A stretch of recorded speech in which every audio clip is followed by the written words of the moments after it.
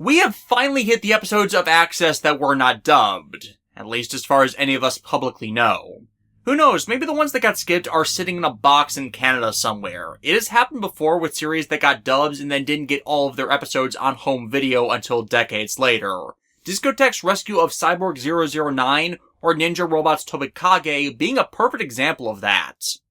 Regardless, Rockman's shown training against a trio of gutsmen like Navi drones, only for things to get wonky when Neto slots an East Wind chip, and for it to be way too powerful, with a mark on them suddenly appearing that's just straight abnormal. With Rockman, Roll, and Iceman, who is with them today, being swept over the rainbow, and ending up in front of Windman, who of course was going to show up sooner or later. The kids tried taking the affected ship to Higure to get answers, and to possibly track the path of where their navis went. Higure telling them it's a mark he saw at Shiisa Island, the southernmost island of Japan, when he stole a battleship that was laid out on display at a temple several years ago, that was subsequently purchased by Neto.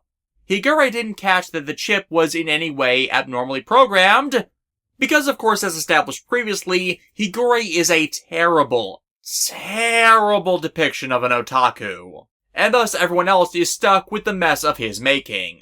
Thus they've got to charter a trip to the titular island. Shiisa, by the way, are guardian lion dogs of Japan, originating from what was brought over from Chinese culture. While they're all over the country, they're most common in the southern Okinawan region. I think Shiisa Island as depicted in this episode is a fictitious place, as I looked it up and could not find anything on it. But while all that is happening, Rockman and company are being attacked by Windman, because that tornado caused them to intrude on the sacred net territory he is charged with protecting, and he doesn't care to stop to hear an explanation.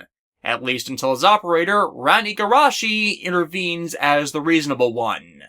It does not surprise me that much. Ran's actress Aya Hisakawa is best known for playing Amy Mizuno from Sailor Moon, and also Palutena from her Smash Brothers incarnation, and even Skuld from Ah My Goddess. Just keep her away from the booze, okay? Her counterpart voicing Windman, however, Shunsuke Sakuya, by comparison, doesn't have much of personal note outside of certain circles. At best, I know him from voicing two characters from stuff I've watched or been a fan of.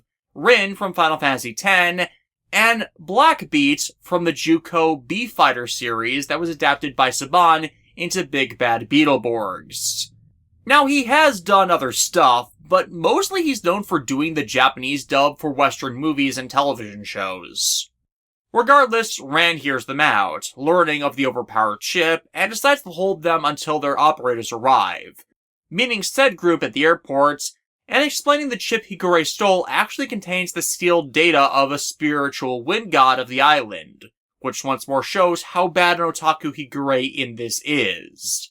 Because of superstition, and the island being the host of a weather control system, the island normally has network access to it heavily restricted, with that specific wind chip being one of the few means of getting to it. Because if that system were to go down, the storms that would be generated would be catastrophic. Which is exactly why Yuriko is actually here, to throw a wrench into that. I mean, she plays a selfish goddess in another series. It would make sense she'd want to screw with another god. Then again, a selfish goddess at least does more than a useless goddess. She has Needleman pierce a barrier in the network's defenses, distracting Windman and the errant navis with a virus outbreak, which the operators help handle when they finally arrive. Only, as always, for Nebula to use the distraction to damage the control core for the control system in the chaos, the backup program to it transferring itself into a lion-dog statue, which Yuriko subsequently steals for Regal. But with the system offline, storms immediately start to form around the island. And worse, when Yuriko made her escape, Ran got hit straight in the face with the sacramental sake, causing Single Drink Ran to awaken. Yeah, totally see why this episode got skipped. Western media downplays any type of alcohol reference in shows that are getting directed or aired in slots for kids. I remember when 4Kids turned booze into literal hot sauce for an episode of Yu-Gi-Oh! GX.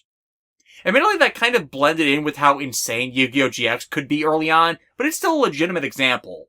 Here, though, with Ran's inebriation issues getting representation front and center in the plot, yeah, there's no way they'd be able to write around it for a Western broadcast. Whereas Japanese ones had different censorship standards where they more care about graphic content as opposed to something someone would encounter in the mundanity of everyday life. So for them, this gets through without anyone batting an eye. Anyways, Yuriko and Needleman get to examining the control system and its power core, which is what they're really after. Regal needs to redesign the power matrix for his dimensional area converters to make them more effective, and the control system housed in the Shiisa statue is perfectly in line with what he's trying to make. But with the designs for such not public, it requires this operation to get them.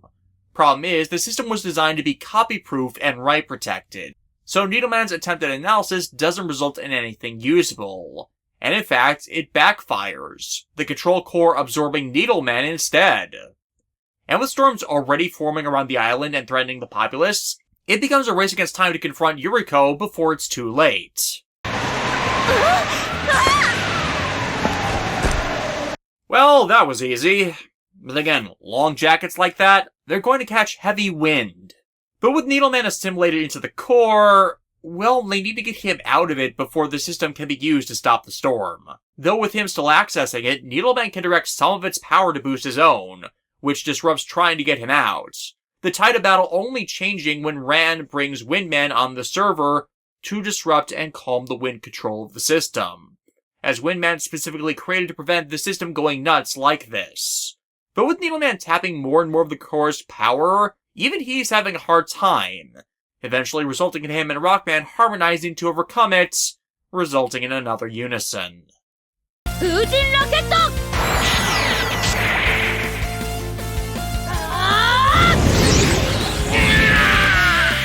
With Needleman shoved out of the core, Windman brings it back under control, and with the Guardian Lion Dog returned to its proper place, the storm around the island subsides, leaving the kids a chance to enjoy the beach before returning home. The wrap-up.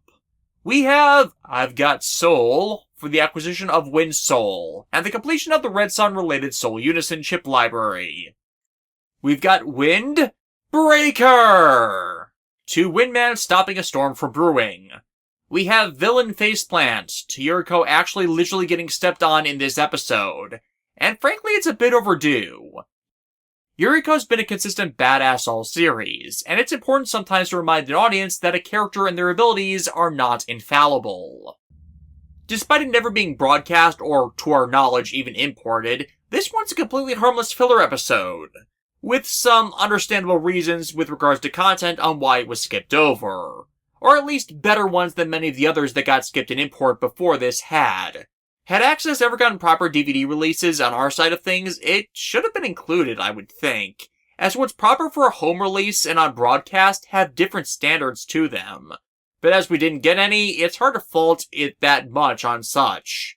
Past that, it's a pretty fair adaptation of Ran's story content from Battle Network 4, and thankfully her inclusion in things was not drawn out to a second episode, even if it does make the soul form acquisition be rather fast for how the animes approached such before.